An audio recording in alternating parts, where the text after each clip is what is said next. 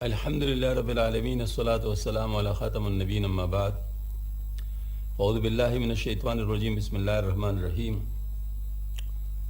معزز خواتین و حضرات، سب سے پہلے معذرت ہے کہ ہم پروگرام ذرا لیٹ شروع کر رہے ہیں کیونکہ میں سفر سے آیا ہوا تھا، کچھ ظاہر فریش ہونا چاہتا تھا۔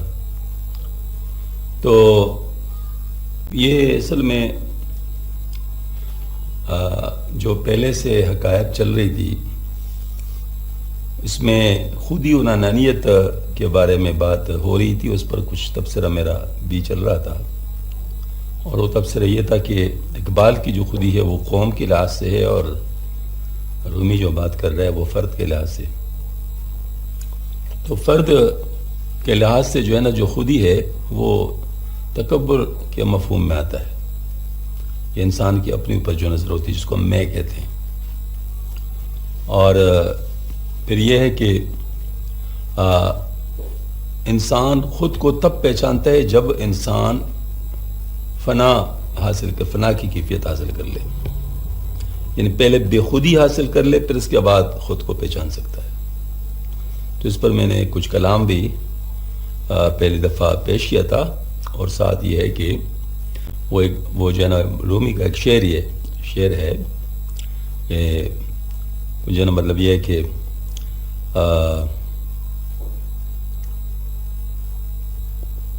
خدرا بیاب جو دکندر بے خودی خدرا بیاب، بے خودی کے اندر کوشش کر لو تو خود کو پالو، یہ مطلب شعر تھا۔ تو اس میں یہی والی بات ہے کہ جب تک انسان فنا کی کیفیت حاصل نہ کرے، اس وقت تک جو ہے نا وہ خودی، اس وقت تک جو ہے نا مطلب اپنے آپ کو نہیں پا سکتا۔ تو اب آگے چلتے، بے منو مائے ہمیں جو یم بجا، تاشا ومن گوئی خوش سول جاں، میں دل جہاں سے کسی ایسے بزرگ کو تلاش کر رہا ہوں جو خود انانیت سے پاک ہو، تاکہ میں اس سے اچھی چوگان والے محبوب کی گیند بن جاؤں۔ سبحان اللہ، سبحان اللہ، کیا بات کی ہے جی۔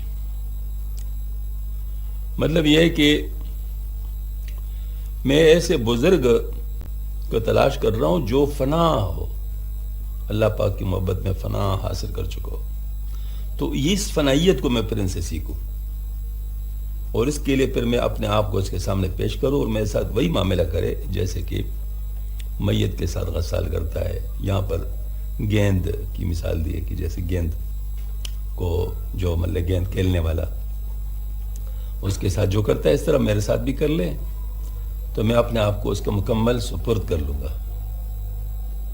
ہاں جی، تو بالکل بعین ہی ایک شعر میرا بھی ہے اس پہ، لیکن چلو پھر وہ بعد میں پڑھیں گے۔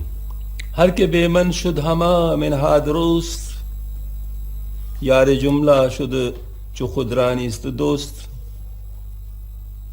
جو شخص خودی سے پاک ہو گیا وہ تمام موجودات کا آئینہ بن گیا، جب وہ اپنے آپ کا دوست نہیں تو سب کا دوست بن گیا۔ کیا عجیب موتی ہے سبحان اللہ۔ مطلب یہ کہ چونکہ ہم خود اپنے نفس کے جب تابع ہوتے ہیں تو شر ہی شر ہوتے ہیں، اگر اپنے نفس کے تابع ہوں تو یہ کثافت جو ہے وہ اسی نفس کی وجہ سے آ رہی ہے۔ تو جس وقت یہ کثافت دور ہو جاتی ہے تو لطافت کی وجہ سے انسان آئینہ بن جاتا ہے، اور آئینہ کس لیے بن جاتا ہے؟ حقیقت کا آئینہ بن جاتا ہے، یعنی تمام موجودات کے حقائق اس پہ گل جاتے ہیں، جس کو ہم کہتے ہیں نا شریعت، طریقت، حقیقت، معرفت۔ تو یہی بات ہے کہ شریعت پر آنے کے لیے طریقت ہے، شریعت پر آنے کے لیے طریقت ہے، اور طریقت میں انسان اپنے نفس کی اصلاح کرتا ہے اور فنائیت حاصل کرتا ہے۔ جب انسان فنائیت حاصل کر لیتا ہے، اس پر تمام حقائق کھل جاتے ہیں موجودات کے، کیونکہ وہی رکاوٹ تھی، وہ رکاوٹ دور ہو گئی تو ہم حقائق مطلب سامنے آ گئے۔ اسی حقائق کا سامنے جن کے آگے اس کو عارف کہتے ہیں، اور اس چیز کو معرفت کہتے ہیں۔ تو ایسی صورت میں فرماتے ہیں کہ جب وہ اپنے آپ کا دوست نہیں، یعنی اپنے نفس کا تابع نہیں، تو اس صورت میں سب کا دوست ہے، کیونکہ وہ سب کے ساتھ مخلص ہوگا۔ جب تک انسان کے ساتھ اپنے ساتھ غرض کے ساتھ ہے تو پھر کسی کے ساتھ مخلص نہیں۔ کہتے بخیل کی دوستی پہ بھروسہ نہ کرو، کیونکہ اس کا سب سے زیادہ دوستی پیسے کے ساتھ ہوتی ہے. مطلب ظاہر ہے اس کے لیے کسی کو بھی چھوڑ سکتا ہے. تو لہٰذا وہ کہتے ہیں بخیل کی دوستی پہ اعتبار نہ کرو، وہ کسی وقت بھی آپ کو چھوڑ سکتا ہے اپنے پیسے کے لیے. آئینہ بے نقش شدیا بدبہا زاں کے شدہا کی ز جملہ نقشہا.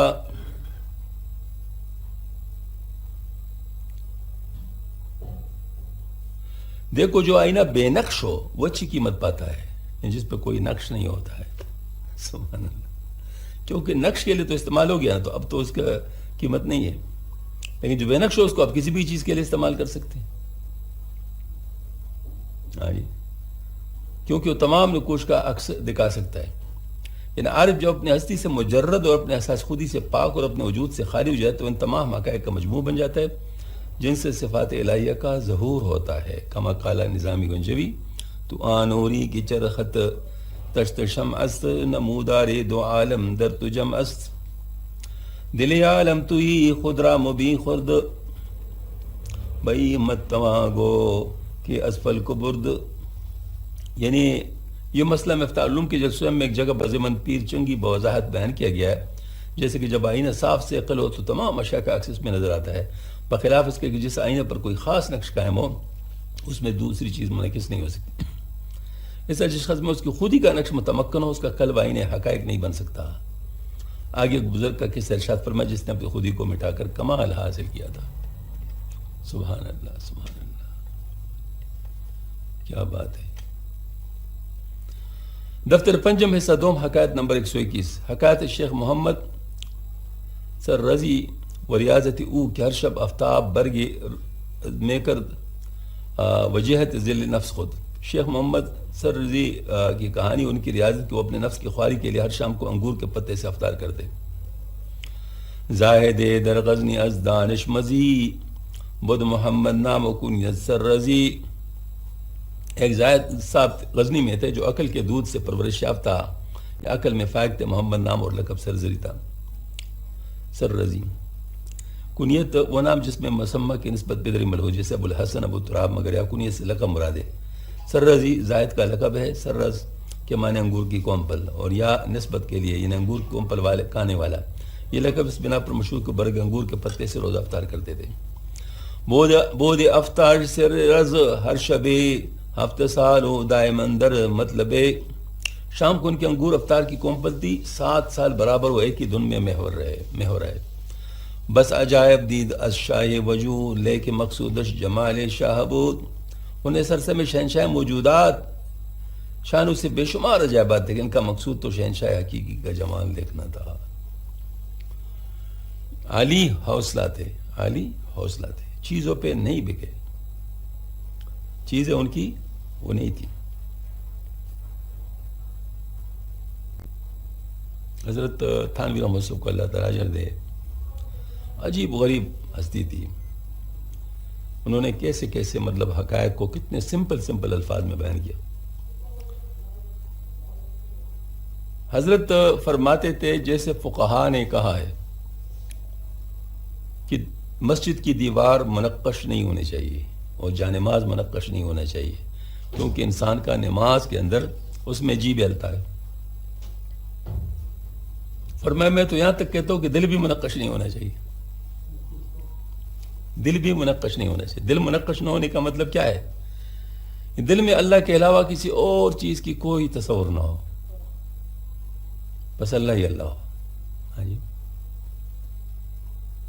اللہ ہی اللہ ہو. یہ بات ہے.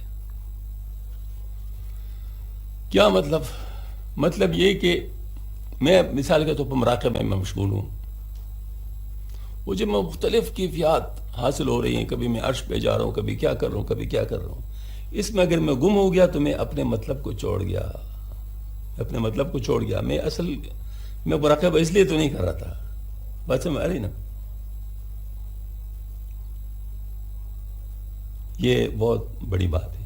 حضرت نے جو فرمایا نا کہ دل بھی منقش نہیں ہونا چاہیے، اس کا مطلب یہی ہے.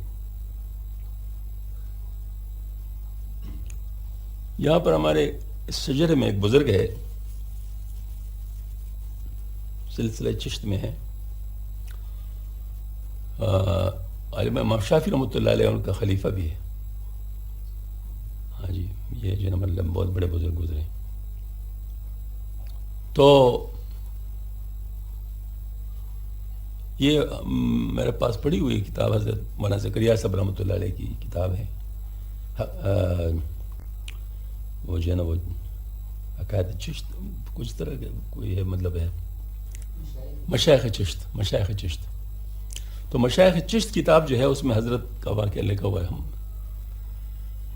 تو فرمایا کہ بالکل اخیر وقت میں اللہ پاک نے اس کی طرف جنت کو منکشف کر دیا کہ یہاں تم آ رہے ہو.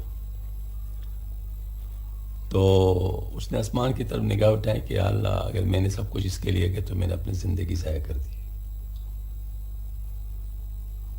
اگر میں نے سب کچھ اس کے لیے کیا تو میں نے اپنی زندگی ضائع کر دی. تو اس پر وہ اللہ پاک نے اس کو ہٹا دیا اور پھر اس کے اوپر اپنی طرف سے تجلی فرما دی، اسی میں دنیا سے تشریف لے. اصل میں یہ بہاؤزل ہو گیا ہے. تو حضرت مولانا روم بھی اس قسم کے ایک شخص کا ذکر کر رہے ہیں. ان کا نام ہے محمد سرجی. تو فرمایا کہ انہوں نے اس عرصے میں شہنشاہ موجودات تعالیٰ شان کی بے شمار عجائبات دیکھ لیں. ان کا مقصود شہنشاہ حقیقی کا جمال دیکھنا تھا. برسری کو رفت آز خوش سیر گفت بن ما یافت من بزیر. وہ پہاڑ پر چڑھ گئے بحالی کے اپنی زندگی سے سیر تھے اور خدا تعالیٰ سے مخاطب ہو کر کہا کہ اپنا جمال دکھا دے ورنہ میں پہاڑ سے نیچے گر پڑوں گا تاکہ موت کے بعد تیرے دیدار کر سکوں. گفت نابت نوبت آ مکرمت ورفرد افتی نمیری نقشمت. حق تعالیٰ کی جانب سے ارشاد کسی نام کا موقع بھی نہیں آیا کیونکہ رویت بار تعالیٰ موعود بآخرت ہے.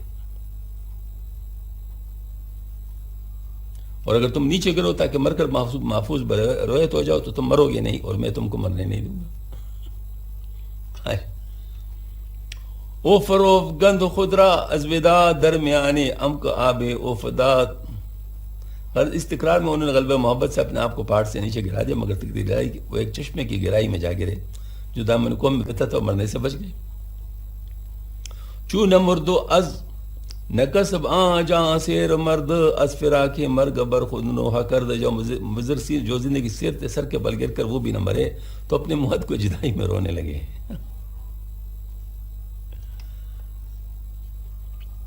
موت مانگو تو رہے آرزوئی خواب مجھے ڈوبنے جاؤں تو دریا ملے پایاب مجھے. مطلب یہ مگر جو بے چاہو تو پھر وہ نہیں ہوگا.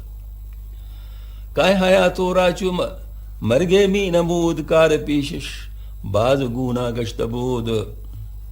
کیونکہ یہ زندگی ان کی موت کی طرح تلخ دکھائی دیتی اور موت زندگی کی طرح خوشگوار تھی. اس سے رویت حق متوقع تھی اور یہ معاملہ ان کے الٹ ہو گیا تھا.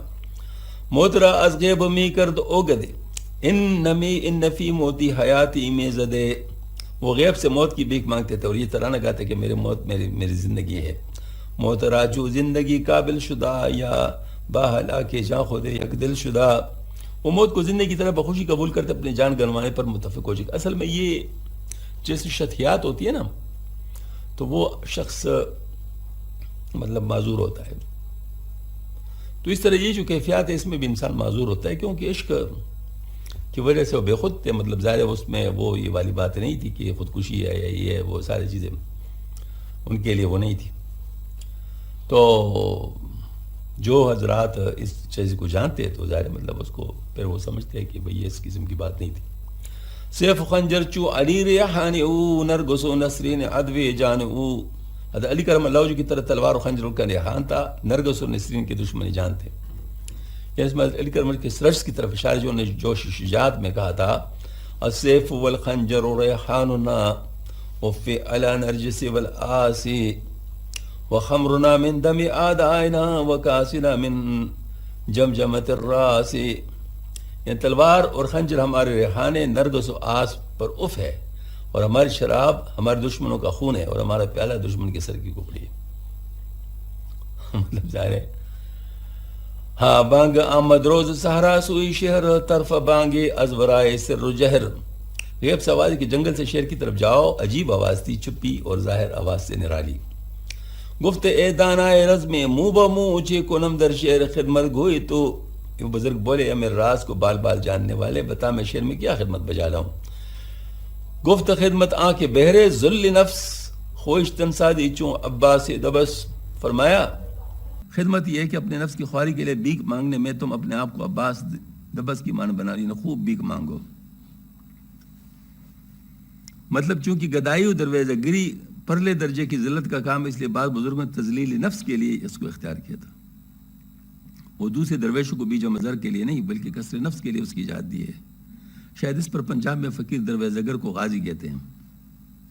اس کے بھیک مانگنے کے لیے غذا کی اصطلاح مکر، اصلاح سے اس کا یہ فعل گوئے غذائے نفس ہے جس کو جہاد اکبر کے. اگر جس بیکاری و حرام خوری کے زمانے میں اکثر بھیک مانگنے والے نفس کی جہاد کرنے والے نہیں ہوتے بلکہ الٹا اس کافر کے حلبہ گوش اور اس کے غلام بیدام ہوتے ہیں جو اس کی محنت کے ساتھ کما کر کھانے کی بجائے لوگوں کی کمائی سے پیٹ پالنے کا سبق پڑھاتا ہے اور حرز و آس کی اس ناپاک ترین صورت کا ہوگر بناتا ہے. مسئلہ یہ کہ انما الاعمال بالنیات، تمام اعمال کا دار مدار نیتوں پر ہے. تو اس کے پیچھے نیت کیا ہے وہ تو اللہ تعالیٰ کو پتہ ہے. تو جو حضرات اپنے نفس کے تذلل کے لیے ایسا کام کرنا چاہتے ہیں تو وہ اور بات ہے. اور جو اپنے نفس کے لیے کرنا چاہتے ہیں یعنی اپنے نفس کی کمائی کے لیے نفس کی جو ہے نا مطلب اس ذلت کو برداشت کرتے ہیں تو یہ ان کی بات اور ہوتی ہے. مطلب یہ دونوں اپنے اپنے طور پہ وہ ہیں، سب ایک جیسے نہیں ہوتے. مدت ازغنیاں زر میں ستاں پس بدرویشانی مسکی میں فشاں. مدت تک مالدار لوگوں سے روپیہ وصول کرتے اور پھر محتاج فقیر کو دے ڈالا کر. خدمتی استا کی تائق چندگاہ گفت سمن طاعتن اے جاں پناہ. ایک خاص مدت تک تمہارے ذمہ یہ خدمت انہیں اس کے جاں پناہ میں نے حکم سنا اور قبول کیا. بس سوالو بس جوابو ماجرا بد میانی زاہد و رب الورا. غرض ان زاہد اور پروردگار کے درمیان بڑے سوال جواب اور گفتگو ہوئی کہ زمین و آسما پر نور شد در مقالات آہما مذکور شد. حتیٰ کہ اس گفتگو پر کہ زمین و آسمان پر نور ہو گیا، مقالات میں سب گفتگو مذکور ہے. مقالات مولانا کی ایک تالیف کا نام ہے قضا فی الحواشی. لیک گوتا کردما گفتار را تاننوش ہر خسے اسرار را. لیکن یہاں میں نے اس تقریر کو مختصر کہ ہر کمینہ آدمی اس کے اسرار کو نہ سنے. یعنی یہاں اس سوال پہ کہ کیا اسرار کو مقالات میں کمینہ نہیں پڑھ لے گا، اس کا جواب یہ کہ شاید مقالات فن سب میں دقیق عبارت و غیر مطالب کی کتاب ہو کہ عوام الناس اس کو پڑھ کر سمجھ نہ سکے، اس لیے عوام الناس اس میں دلچسپی نہیں لے سکتے ہوں گے، ان میں متداول نہیں ہوگی.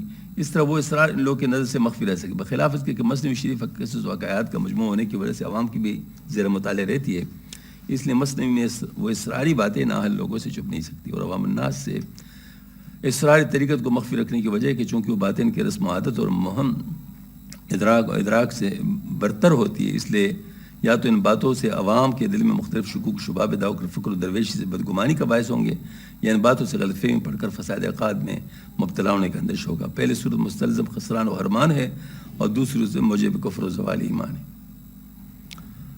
مطلب یہ ہے کہ اگر کہتے ہیں کہ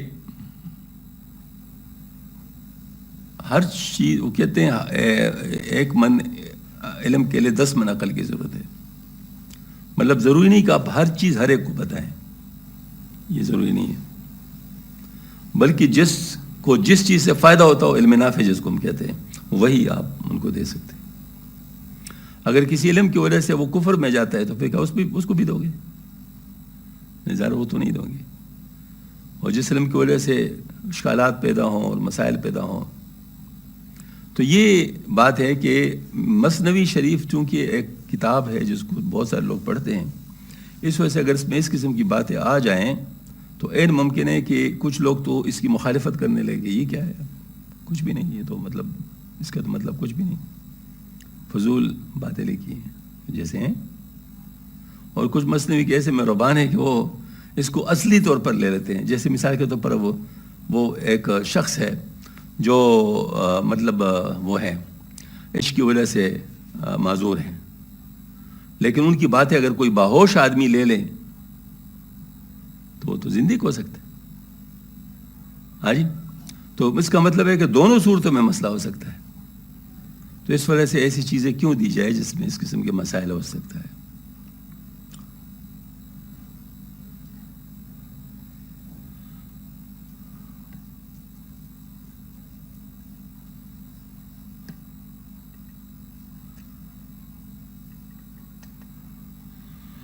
دفتر 5 میں سے 2 مکات نمبر 122. آمد شیخ بعد از چندی سال بشیر غزنی و زنبیل گردانی دن باشارت غیب و تفرق گردن بر فقراء. شیخ کا کئی سال کے بعد شیر غزنی میں آنا اور اشارہ غیبی سے در بدر بیک مانگنا اور محتاجوں میں تقسیم کرنا. ہر کی راجاں زے لبیک است نام بر نامہ پیک پر پیک است. جس بندے کی جہاں حاضری درگاہ کی عزت سے مشرف ہے اس کو درگاہ حق سے خط پر خط اور کاست پر کاست آتا ہے. رو بشیر آورد آفرما پذیر شیر غزنی گشت از رویش منیر. وہ شیخ جو خدا کے حکم کو قبول کر چکا تھا شیر کی طرف چل پڑا. شیر غزنی اس کے دیدار سے منور ہو گیا. از فرق خلق با استقبال رفت ودر آمد از رہے درزدیزت رفت. مخلوق خوشی خوشی اس کے استقبال کے مگر وہ جلدی سے کسی پوشیدہ راستے سے شہر میں داخل ہو گیا. ان لوگوں نے سنو کہ جو شیخ 7 سال سے شہر کو چھوڑ کر دشت و جبل میں یاد الہی کر رہا تھا اب شہر کی طرف آرے فرتحقید سے مخلوق ان کی پیشوائی کو توڑ پڑی. مگر چونکہ شہرت عام اور تعظیم عام سالک کے لیے حجاب بن جاتی ہے اس لیے شیخ اس ابتلا سے بچنے کے لیے چپکے کسی گمنام راستے سے شہر میں آ نکلا. اور اہل اللہ مخلصین کا یہی شیخ ہوتا ہے. عرصہ و راکم کو لاہور میں ایک بزرگ کی خدمت میں کئی سال تک متواتر رہنے کا اتفاق ہوا. ان کے قبول عام کا یہ حال تھا کہ جب اتفاق سے کوچو بازار میں نکلے تو لوگ کھڑے ہو کر تعظیم کیا کرتے مگر اس کی کیفیت سے بالکل خوش نہ تھے. چنانچہ جب کسی جگہ مدعو کر جانا پڑتا ہے کسی بزرگ سے مشاہد کے لیے اسٹیشن تک جانے کا اتفاق ہوتا تو اسی معمولی لباس میں نکلتے جو ہر وقت پہننے کا ہوتا اور جاذب نظر نہیں ہوتا تھا. نیز غیر معروف اور کم آباد گلیوں سے گزرتے جہاں تعظیم کرنے والے سے دوچار نہ ہونا پڑے اور چپکے سے سر جھکائے نکل جاتے گویا کسی کو دیکھا ہی نہیں. زمانے حال میں بزرگ موجود ہے جو متعدد حج کر چکے ہیں. واپسی حج پر جب متقدین خط پر خط بیچ کر ان کی تاریخ آمد سے مطلع ہونا چاہتے تھے تو جواب نہ دار. حتیٰ کہ ایک دن چپکے سے ناگاہ اگر آپ پہنچتے اور ہزارہا ارادت مندوں کا سامان جلوس در رہ جاتا ہے. بقول غنی رحمۃ اللہ علیہ. بخلاف اس کے مزورین مشائخ کا شیوہ یہ ہے کہ ان کو بات بات میں اپنی شہرت و نمائش کی فکر رہتی ہے. اپنے معتقدین کے مردم شماری کا دفتر قائم کرتے ہیں. ملاقاتوں کے روزنامچے لکھواتے ہیں. اپنی تعریفوں کے خطوط چھاپتے ہیں. اظہار مشیت کے لیے طرح طرح کے لباس زیبدن کرتے ہیں. بقول حافظ رحمۃ اللہ علیہ متاع شہرتی قوم خالی ازمانی بجوز لباس کرمکار نیز چو تصویر. مطلب یہ ہے کہ یہ جو شہرت کا متاع ہے قوم میں یہ خالی ہے معنی سے. مطلب اس کا کوئی معنی نہیں بس صرف لباس ہی مطلب تصویر کا کوئی نہیں مطلب اور کچھ نہیں. جملہ آیانو مہا برخاستن قصرہا از بہرو آراستن. تمام سر باورد و بڑے بڑے لوگ اٹھ کھڑے ہوئے ان بزرگ کے قیام کے لیے اپنے اپنے محل آراستہ کیے. گفت من از خود نمائی نامدن جز بخواری ہو گدائی نامدن. آخر بزرگ نے کیا میں خود نمائی کے لیے نہیں آیا کہ شہر میں تمہارے جلوس کے ساتھ داخل ہوتا اور محلات میں فرقش ہو جا بلکہ میں تو صرف خواری و فقیری کے لیے آیا ہوں. نیستم بر عزم قالو کی لمن در بدر گردم بکف زمبی لمن. میں اپنے تمہارے کی لکال کے ارادہ پر نہیں آیا بلکہ میں کشکول ہاتھ میں لے کر در بدر بھیک مانگتا پھروں گا. کہ لکال یا تو خود اپنی ہو سکے یا دوسرے لوگ کی. پہلی صورت میں مطلب ہے کہ میں واضح تلقین کرنے اور اپنے مقامات و مکاشفات سنانے کے لیے نہیں آیا. دوسری صورت میں مطلب ہو کہ میں اس ارادے پر نہیں آیا کہ گھر گھر میرے کرامات کے چرچے ہوں اور لوگ میرے فضائل و کمالات کے گیت گاتے پڑے بلکہ اپنے اکرام کے خلاف ذلت و رسوائی کے لیے آیا ہوں. بندہ فرمانم کے امرست از خدا تاگدا باشم گدا. میں حکم کا تابو اس لیے بکاری بنوں گا کیونکہ خدا تعالیٰ کا حکم ہے کہ میں بکاری بن جاؤں. درگدائے لفظ نادرم جس طریقے خز گدایا نسپرم. میں بھیک مانگنے میں شرم کے مارے کو پوشیدہ لفظ استعمال نہیں کروں گا بلکہ صاف سوال کروں گا. کمینے فقیروں کا طریقہ ہی عمل میں لاؤں گا. تاشم غرگی مزلت من تمام تاسقت ہا بشنہم از خاص و عام. تاکہ میں بالکل ذلت و خواری میں ڈوب جاؤں اور تاکہ میں خاص و عام سے گالیاں کہوں. امر حق جا است من غورا تبا او تما فرمود ذلہ من قنا. حق تعالیٰ میری جان ہے اور میں اس کا تابع ہوں. جب اس نے تمہ کا حکم دیا ہے تو تمہ کرنے میں ہی میری عزت ہے اور جس نے قناعت کو کی وہ ذلیل ہوا. اس صورت میں قول ذل من تمہ کی تشریح و تعویل اس شرح کی جلد سے اس دم میں بوضاحت ہو چکی ہے. چو تمہ خواہد زمن سلطان دین. یہ مشہور شعر ہے جو کہ اکثر حضرت تانوی رحمۃ سے بیان پڑھتے ہیں اکثر پڑھتے ہیں. چو تمہ خواہد زمن سلطان دین خاک برفر کے قناعت باد عظیم. جس وقت مجھ سے تمہ سلطان دین چاہ رہا ہو تو پھر میں قناعت پر خاک ڈالنے کے لیے تیار ہوں. اس کے بعد عمل امکانات پر، کیونکہ اصل تو میں اس کے لیے کر رہا ہوں نا. میں اگر کوئی بھی کام کر رہا ہوں تو اس کے لیے کر رہا ہوں. تو اگر وہ مجھ سے کہتے نہیں کہ تم مانگو تو پھر میں مانگوں گا،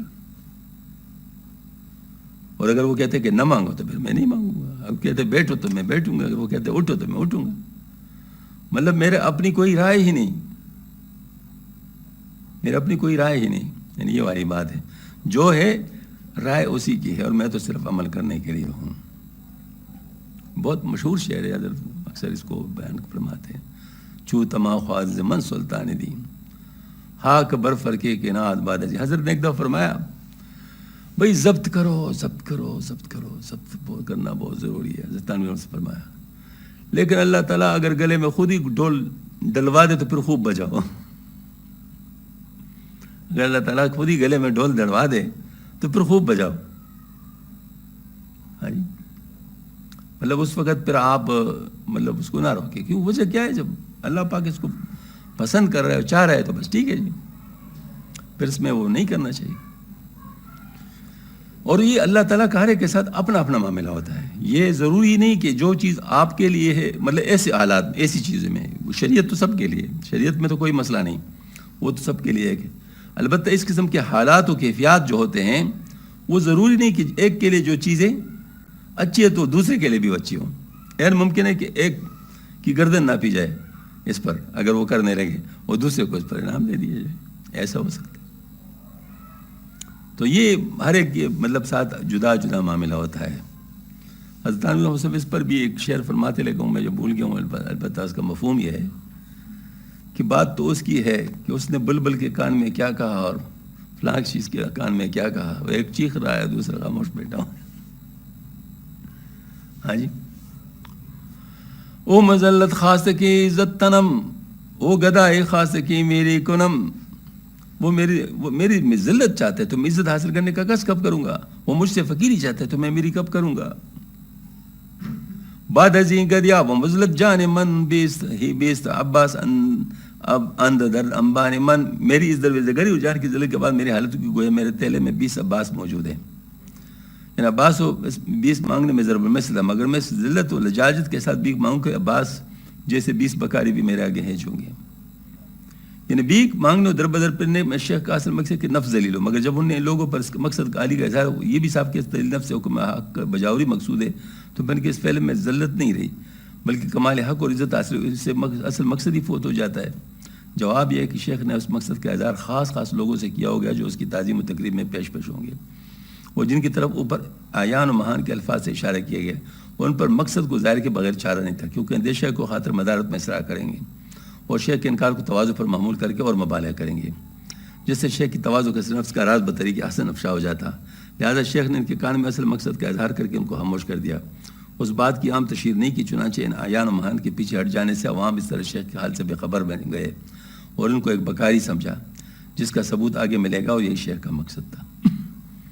شیخ درمی گشت و زنبیل بدس شیء للہ خواجہ توفیقت ہست. اور شیخ شعر میں چکر لگاتے اور ہاتھ میں کشول ہوتی تو ہر صاحب خانہ سے لیتے تھے، بابا ذرا توفیق ہے تو اللہ کے لیے کچھ دو. بردر از کرسی و عرش اسرار شیء للہ شیء للہ کار. حق تعالیٰ کے ساتھ مخفی معاملات عرش کرسی سے بلند تھے، لہٰذا اگر وہ چاہتے تو ان کے لیے کوثار سونے کے انبار بن جاتے، مگر بحکم حق اللہ کے لیے کچھ دو، اللہ کے لیے کچھ دو ان کا کام تھا. شیء اللہ کی تقدیر یہ ہے کہ آتشین بوجہ اللہ تعالیٰ، ان اللہ کی رضا اور خوشنودی کے لیے کچھ دو. پس وجہ سے مجازن رضا خوشنودی مراد ہے، ان اللہ کی رضا کے لیے. مولانا فرماتے کہ باوجود کہ شیخ کا درجہ اس سے بھی بلند تھا کہ اسی مضر کے انباروں کی نظر دیکھنے کی تکلیف گوارا کرتے، مگر اب وہ در بدر کی بھیک مانگتے پھرتے ہیں، تو اس میں خاص حکمت تھی. اس طرح انبیاء سے بھی اس قسم کے سوال واقع ہو جو بظاہر ان سے بعید تھے. انبیاء ہر یک ہمی فن میزنند خلق مفلس گدے ایشان میں کنند. انبیاء علیہ السلام بھی اس طرح صدا کرتے ہیں باوجود کہ مخلوق مفلس اور اللہ کے محتاج ہے، مگر وہ انہی لوگوں سے بھیک مانگتے ہیں. اقرض اللہ میزنند اقرض اللہ میزنند باجگو پر تنصر اللہ میتنند. چنانچہ اس طرح کہ اللہ کو قرض دو، اللہ کو قرض دو، الٹا اس بات پر زور دے کہ اللہ کو مدد دو. پہلے اسرا میں اس آیت کی طرف اشارہ اقرض اللہ قرض حسنا، دوسرے میں سے میت میں کہ ان تنصر اللہ ینصرکم، یعنی اگر تم اللہ کے دین میں اس کے رسول کی مدد تو اللہ تمہاری مدد کرے گا. پہلے آیت میں قرض سے اللہ کی راہ میں مال خرچ کرنا مراد ہے، اور اس کو قرض سے تعبیر اس لیے کہ جس طرح قرض واپس کرنے کا وعدہ ہوتا ہے، اس طرح اللہ کی طرف سے انفاق فی سبیل اللہ کے عوض میں جنت کا وعدہ ہے۔ دوسری آیت میں اللہ کی نصرت سے اللہ کے دین اور اس کے رسول کی نصرت مقصود ہے۔ مولانا فرماتے کہ انبیاء کا اللہ کے لیے قرض حاصل کرنے کے لیے، اس کی مدد کے لیے فرمائش کرنے سے مقصود کچھ اور ہے، ورنہ اللہ تعالیٰ مقروض ہونے سے منزہ ہے اور محتاج نصرت ہونے سے پاک ہے۔ اس طرح شیخ صاحب کا سگدائی لیے پھرنے سے مقصود محض کثر نفس اور حکم خدائی کی تعمیل تھی، ورنہ مال و زر سے بے نیاز اور رزق و روزی سے بے مطمئن تھے۔ یہ ایک حدیث شریف ہے، باقاعدہ موجود ہے، جس میں اللہ جل شانہ فرمائیں گے کسی سے کہ میں بیمار تھا تو تم نے میری یاد نہیں کی تھی، میں بھوکا تھا تو نے مجھے کھانا نہیں کھلایا، تو کہ یا اللہ تو رب ہے، تو سب کو کھلاتا ہے، تو کیسے بیمار ہو سکتا ہے، تو کیسے بھوکا ہو سکتا تھا؟ تو اللہ پاک فرمائیں گے کہ فلاں آدمی بیمار تھا تو اگر تو اس کی عیادت کے لیے جاتا تو وہاں مجھے پاتے، اور فلاں آدمی بھوکا تھا اگر تو اس کو کھلاتے تو مجھے وہاں پاتے۔ تو اس کا مطلب یہ ہے کہ یہ جو ہے نا اللہ جل شانہ کے ساتھ معاملہ ہوتا ہے، اللہ کے مخلوق کے ساتھ جو معاملہ ہے، مطلب اللہ تعالیٰ اس کو اپنے لیے سمجھتے ہیں۔ جناب جو اللہ کے مخلوق کے ساتھ احسان کرتے ہیں تو گویا کہ اللہ تعالیٰ اس کو اپنے لیے سمجھ رہا ہے۔ تو اس وجہ سے ایسی چیزوں کو ہم لوگ، اگرچہ الفاظ ایسے ہیں لیکن الفاظ کے پیچھے اس کی حقیقت ہے۔ کا گدائے کے وجد میں کرد او بہرے ازنا بودنے بہری گلو، کیونکہ وہ درویز گری جو شیخ صاحب کر رہے تھے حق تعالیٰ کے لیے نہیں تھی، حق تعالیٰ کے لیے تھی، نہ کہ خود اپنے حلق تر کرنے کے لیے۔ در بکر دے نیز از بہری گلو آ گلو از نوری حق دارد علو، اور اگر بالفرض وہ اپنے حلق کو تر کرنے کے لیے بی مانتے تو ان کو کیا ضرور ہو سکتا تھا، جبکہ حلق اللہ تعالیٰ کے نور سے شرف حاصل کیے ہوئے تھا۔ در حق او خردنا او شہد و شیر بیز چلاؤ سے روزہ صد فقیر، کیونکہ ان کے حق میں روٹی اور شہد دودھ کا اناب بینا 100 درویش کے 6 روزہ اور سے روزہ ریاضت سے بہتر تھا۔ علماء کرام کو جو احکام شرع کی تبلیغ سے امت کو ہدایت دکھاتے ہیں، اور مشاہزام جو اپنے فیض صحبت سے طالبوں کو منازل قرب کی طرف لے جاتے ہیں، ان کا کھانا پینا سونا اس عابد و زاہد کی روزہ داری اور شب بیداری سے افضل ہوتا ہے، جو صرف اپنی ذات اور ترقی درجات کے لیے کوشاں ہوتے ہیں۔ ایک مرتبہ رسول کریم صاحب سے سوال کیا کہ بنی اسرائیل میں 2 آدمی تھے، ایک عالم تھے جو صرف نماز پڑھتا تھا پھر بیٹھ کر لوگ کی نوکی کی تعلیم دیتا، اور دوسرا عابد تھا جو دن کو روزہ رکھتا اور رات کو نفل پڑھتا، ان دونوں میں سے کون افضل تھا؟ آپ سے ہم نے فرمایا فضل هذا للعالم الذي يقل المكتوبة ثم يجلس فيعلم الناس الخير على العابد الذي يصوم النهار ويقوم الليل فضلی على ادناكم۔ مطلب وہ جو عالم تھا جو صرف فرض نماز پڑھ لیتا تھا پھر لوگوں کو تعلیم دیتا تھا، وہ اس عابد سے جو روزہ دار ہوتا، دن کو روزہ رکھتا، رات کو جو ہے نا وہ مطلب جو ہے نا وہ قیام کرتا تھا، اس سے ایسا افضل تھا جیسے کہ میں تم میں سے ادنا پر فضیلت رکھتا۔ سبحان اللہ، کیا بات ہے۔ ہاں جی، نور میں نوشد مگونا میں خورد لالا میں کارد بصورت میں چرد۔ ایسے بزرگوں کو نہ کہو کہ وہ روٹی کھاتے ہیں بلکہ وہ نور کے گونٹ پی رہے ہیں، وہ فی الحقیقت لالا بو رہے ہیں اگرچہ بظاہر اس کے چر رہے ہیں۔ اصل میں بات یہ ہے کہ واقعہ تھا انما الاعمال بالنیات، اس کے پیچھے بہت بڑی حقیقت ہے۔ حضرت تھانوی رحمۃ اللہ علیہ کوئی کاروبار نہیں کرتے تھے، کوئی کمائی کا راستہ ان کا نہیں تھا، توکل اللہ ان کا کام ہوتا تھا، دین کا کام کرتے تھے۔ لیکن اللہ جل شانہ کا معاملہ اس کے ساتھ ایسا تھا کہ ان کا جو ناشتہ ہے وہ آج کل بھی لوگ نہیں کر سکتے، اتنا قیمتی ناشتہ ہوتا تھا۔ اور حضرت فرماتے تھے کہ یہ سرکاری مشین ہے، اس کا خیال رکھنا پڑتا ہے۔ تو دماغ کو تقویت دینے کے لیے جو مختلف قسم کی چیزیں ہوتی تھی وہ مطلب ظاہر ان کو ناشتے میں۔ میں نے پرسوں یہاں میں نے ایک واقعہ دیکھا ہے کہ حضرت مولانا حسین مدنی رحمۃ اللہ علیہ حدیث شریف کے درس دینے کے لیے کستوری کا شیشہ پورے کا پورا ان کے کپڑوں پہ وہ مل لیا جاتا۔ تو ایک نواب صاحب آئے تھے اس نے ملنے کے لیے، تو اس نے جب دیکھ کستوری کا پورے شیشہ اس پہ ڈیل لیا تو اس نے کہا یہ تو بہت مہنگا ہوتا ہے، یہ کیسے انہوں نے کیا ہے، کیا بھائی یہ تو پورے مہینے چل سکتا تھا۔ تو انہیں حضرت سے ذکر کیا کہ حضرت یہ کیا ہو رہا ہے؟ فرمایا جس کے لیے کر رہا ہوں، کہ فرمایا اتنا انتظام کیسے ہوتے ہیں؟ انہوں نے کہا جس کے لیے کر رہا ہوں وہ خود ہی انتظام کر لیتا ہے۔ اس دن وہ حدیث شریف کے درس میں بیٹھ گیا، وہ نواب صاحب بھی، ظاہر اس کو بڑا ماشاءاللہ مزہ ہے۔ اس کے بعد انہوں نے کہا کہ حضرت اب آپ جتنے کستوری کے شیشے استعمال کریں گے میرے ذمہ ہے، اور ہر مہینے 30 شیشیاں لانے کا اس نے کہہ دیا کہ میں 30 شیشیاں ہر مہینے لایا کروں گا، جب وہ ختم ہو جایا کریں گی پھر اور لایا کروں گا۔ تو حضرت نے فرمایا کہ میں نے کہا نہیں تھا کہ میں مطلب اللہ پاک خود انتظام کر لیتے ہیں، یا جس کے لیے میں کر رہا ہوں خود انتظام کر لیتے ہیں۔ آج یہ آخری شیشی تھی، آج یہ آخری شیشی تھی تو بس انتظام ہو گیا۔ تو اس کا مطلب ایسے لوگوں کے لیے پھر انتظام بھی اللہ تعالیٰ کرتے ہیں نا، اس کے لیے کوئی ایسا نہیں ہے، لیکن اس کے لیے باقی توکل ہونا چاہیے۔ مستحب توکل جو ہے وہ ہر ایک کا کام نہیں ہے، مستحب توکل ہر ایک کا کام نہیں، وہ جس کا مقام ہوتا ہے وہی کر سکتے ہیں، تو ان کے لیے پھر اللہ پاک کر بھی لیتے ہیں۔ چو شرارے کو خرد روغن ز شم نور افزائد ز خردش بہر جمع۔ ان بزرگوں کی مثال شمع کے شعلے کی مانند ہے جو شمع سے روغن پیتا ہے اور اس کے روغن پینے سے مجمع کے لیے روشنی پیدا ہوتی ہے۔ نان خور را گفت حق لا تصرفو، نور خوردن رانا گفت اکتفو۔ روٹی کھانے والے کو تو حق تعالیٰ نے فرمایا کہ اسراف نہ کرو، مگر نور کا کھانے کے بارے میں یہ نہیں فرمایا کہ بس کر۔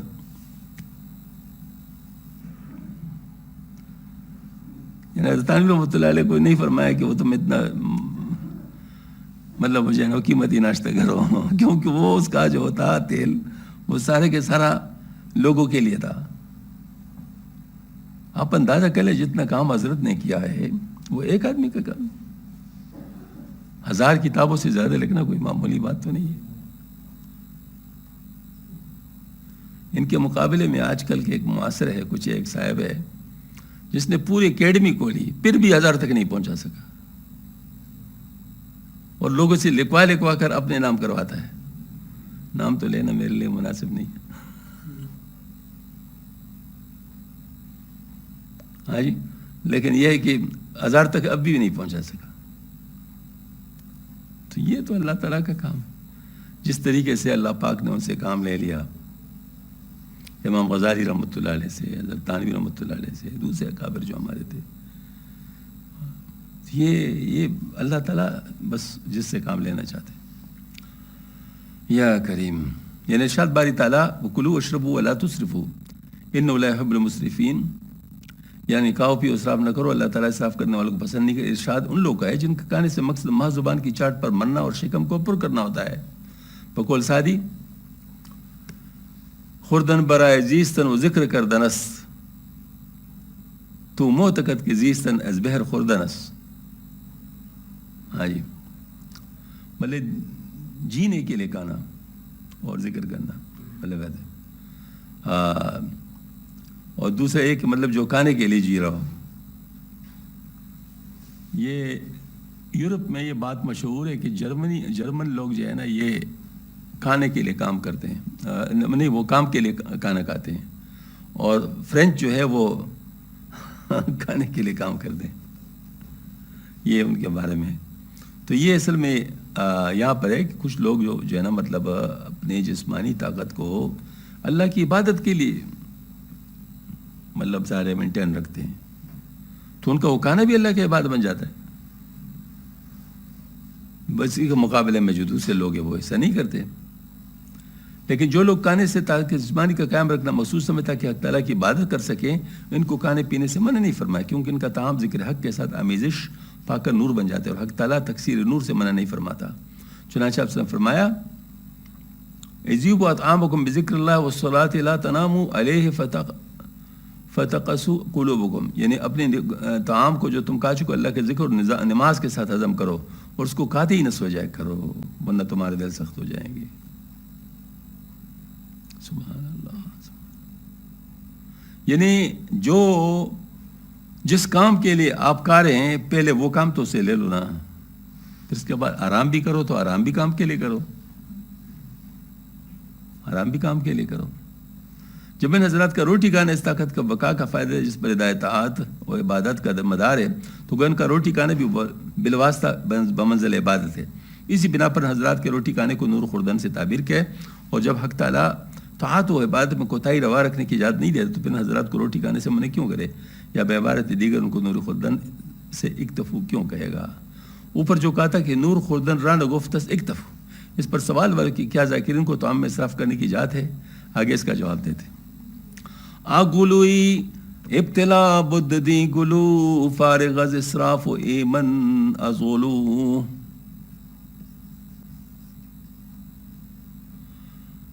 وہ شکم پرور کا گلا پرخوری درد میدا اور قسوت قلب میں مبتلا کرنے والا گلا تھا، اور یہ ذاکر کا گلا اسراف و زیادتی سے فارغ ہے، اس میں تمام طعام پر مقدار معتدلی ہو جاتا ہے۔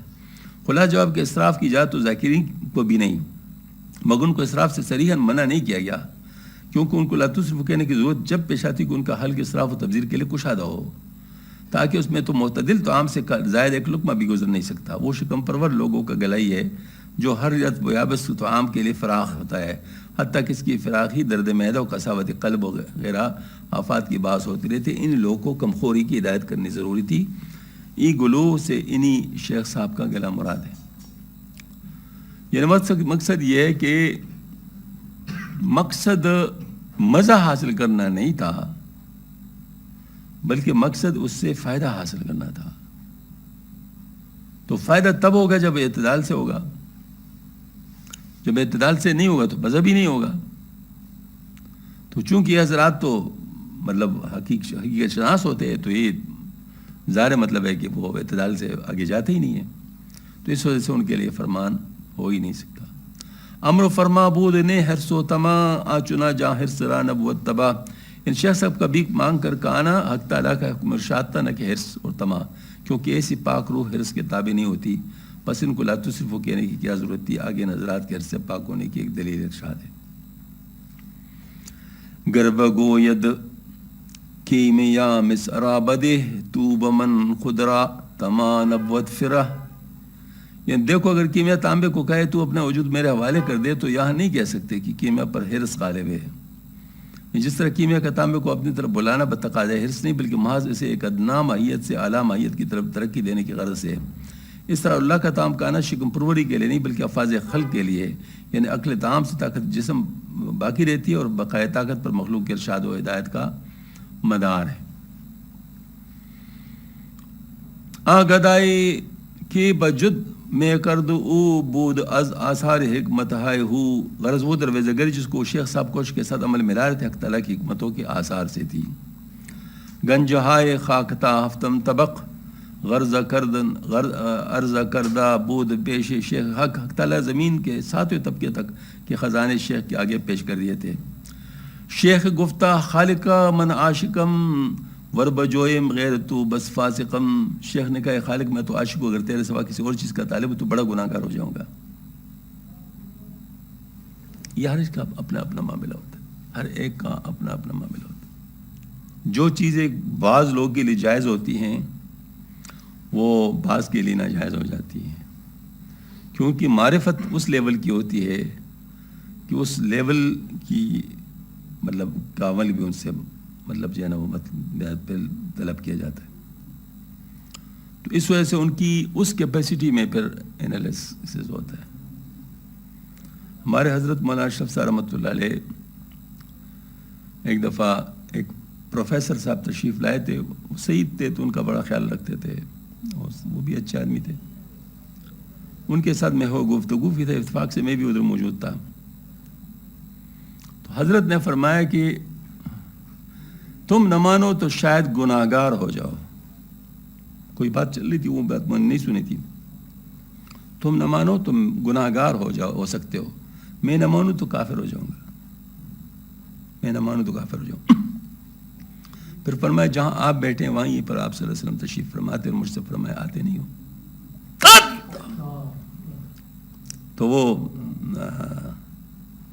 میں نے کہا حضرت کیوں نہیں، آپ بلائیں گے تو کیوں نہیں آؤں گا، پر میں آ جاؤ۔ بس پھر حضرت نے ارادہ کر لیا اور بس پہنچ گئے بالکل آخری وقت میں، یعنی سارے جہازیں بھر چکی تھی، سارا کچھ ہو چکا تھا۔ لیکن حضرت کو چونکہ حکم تھا تو بس پہنچ گئے. مقصد میرا یہ ہے کہ اب جن کے ساتھ ایسا معاملہ ہو تو وہ ان باتوں کو نہیں مانیں گے تو کیا ہوگا؟ ان کا معاملہ تو اور ہے نا. اور جو ہم جیسے لوگ ہیں تو ہمارے لیے بڑی گنجائش ہیں، کیونکہ سارے ہم لوگ جس کو کہتے ہیں حجابات والے ہیں. تو جن کے حجابات ہوتے ہیں تو ان کے ساتھ معاملہ مختلف ہوتا ہے. اسی وجہ سے حضرت تھانوی رحمۃ اللہ علیہ نے ارشاد فرمایا ہے، بہت عجیب ارشاد ہے. فرمایا کہ بزرگوں نے فرمایا بزرگ نہ بنو، بزرگ نہ بنو. اگر بزرگوں والا معاملہ تمہارے ساتھ ہو جائے گا پھر کیا کرو گے؟ عام لوگوں میں رہو، اسی میں خیر ہے.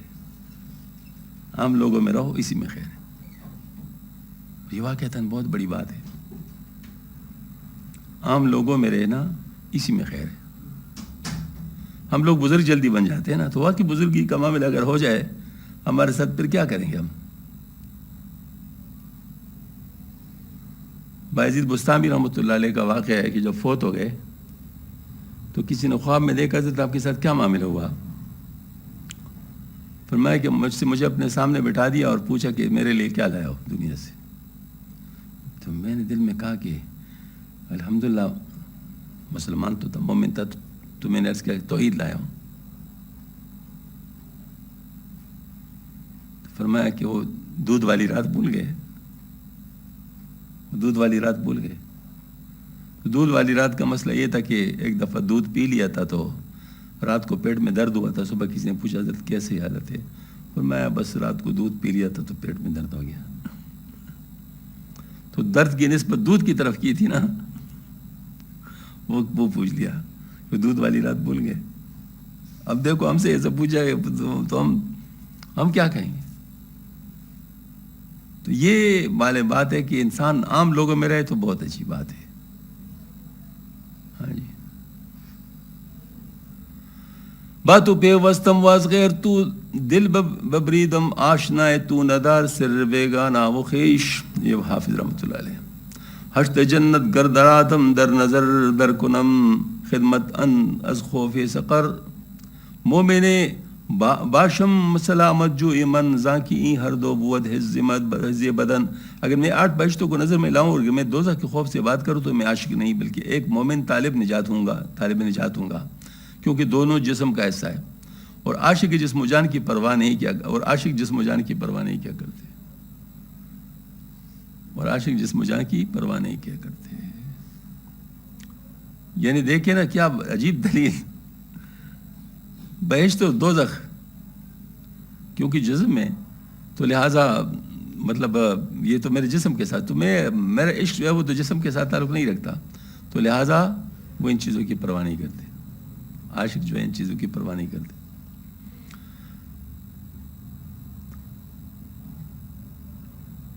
عاشق کہ عشق یزداں خرد کوت صد بدن پیشش زن نیر زد تراتوت. جس عاشق نے تعالیٰ کے سے اس غذا کھائی ہو اس کے آگے 100 بدن بھی توت کے پتے کی طرح وقت کوئی نہیں رکھتے. شاید کوئی پس نظر یہ کہ عاشق الہی کے نزدیک بدن ایسے ہی نہ چیز ہے تو پھر ان شیخ صاحب نے اپنا بدن کیوں قائم رکھا؟ آگے اس کا جواب دیتے ہیں.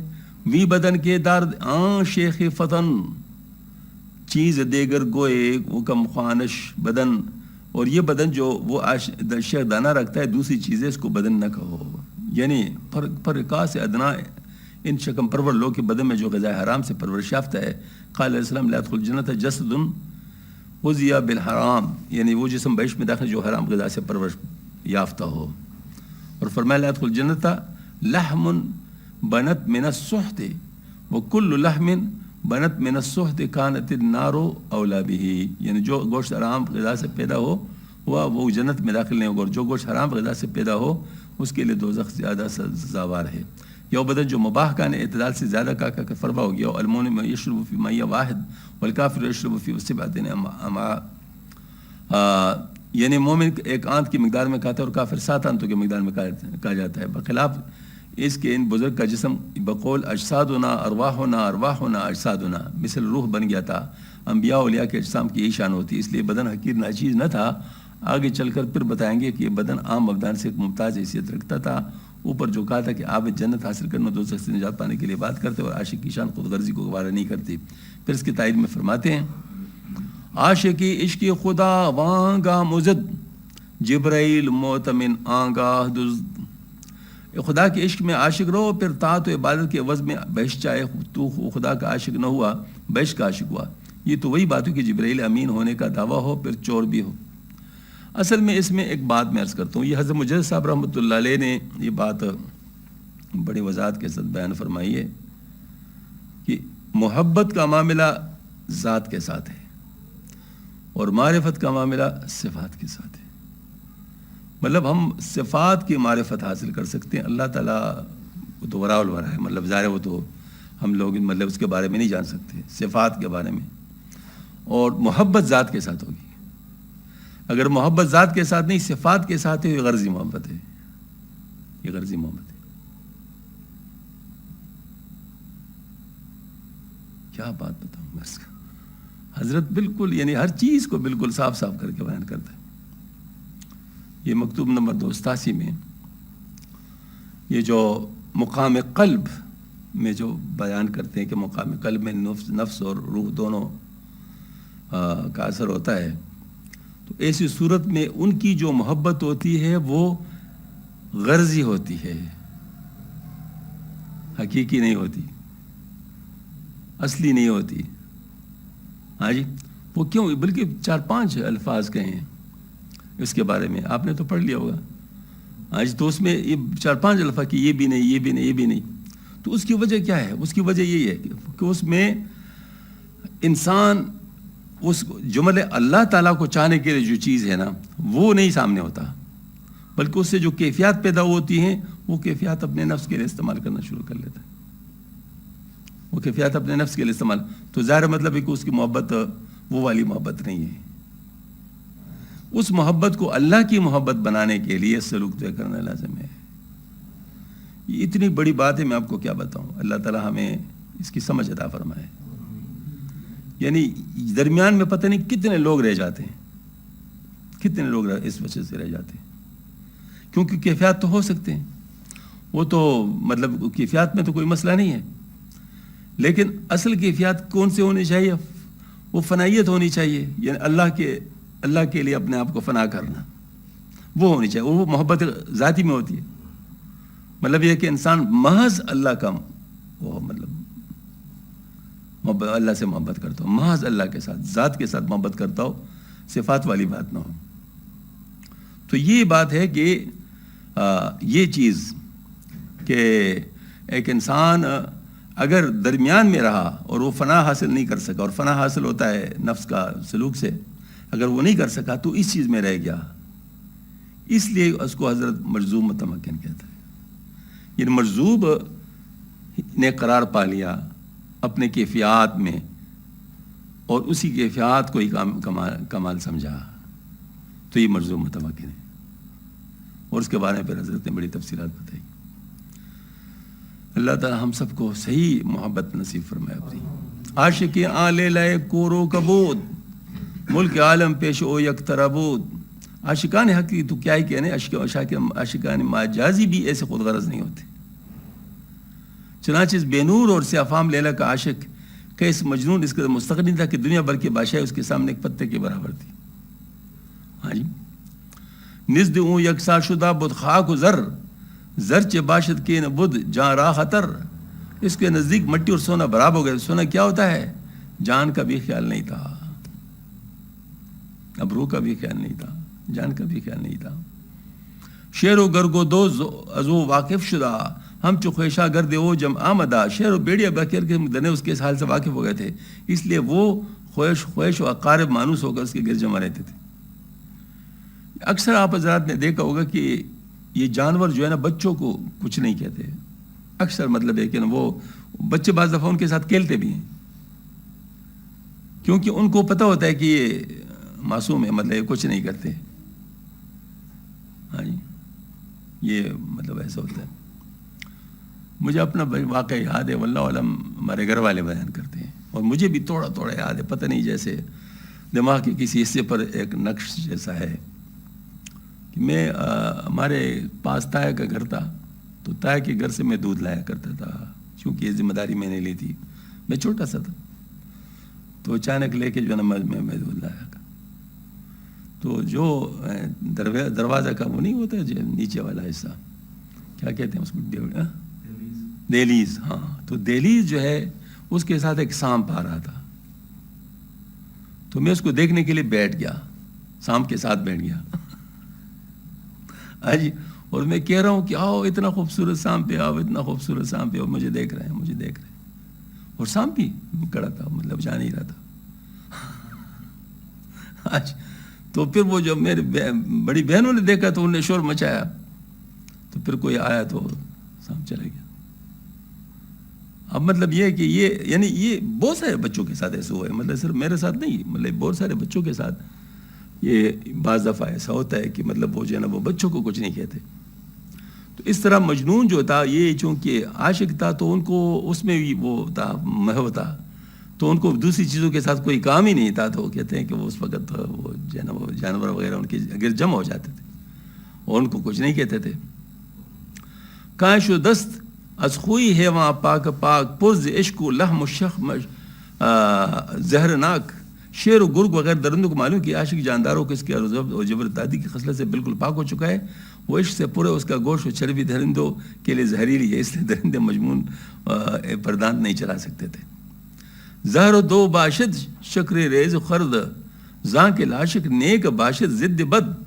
جو عقل کی نظر میں مثل شیرینی ہے وہ بے عقل درندے کے لیے وہ منزلہ زہر ہے، کیونکہ بے شبہ اچھی چیز بری چیز کی ضد ہوتی ہے.